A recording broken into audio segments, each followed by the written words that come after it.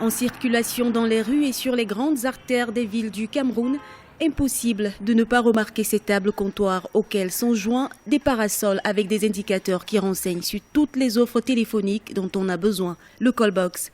Cette activité est devenue une des plus prisées chez les jeunes Camerounais en manque d'emploi. Bien que relevant du secteur informel, les callboxeurs y trouvent une source de revenus. Le callbox, ça me permet d'acheter mes cahiers, de payer la pension et assurer même aussi ma nutrition et aussi même de gérer les cas de maladie. Ça nous permet quand même de manger, mais on ne peut pas survivre, nourrir une famille avec ça, puisque là maintenant c'est très compliqué.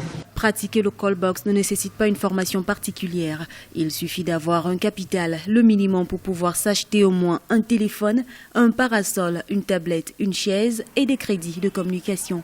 L'activité repose sur 3 services principaux, les appels, les transferts de crédit et de moins en moins la vente des cartes de crédit. Le callbox, qui auparavant permettait un plein épanouissement à ses pratiquants, est aujourd'hui entaché de plusieurs maux qui tentent de fragiliser cette activité. Avant, j'investissais pour le callbox. Je prenais MTM 50 000, Orange 50 000. Mais quand tu prends MTM 50 000, tu as le bonus de 2500. Tu prends Orange 50 000, tu as le bonus de 2500. Donc franchement, tu ne vends pas ça en une journée.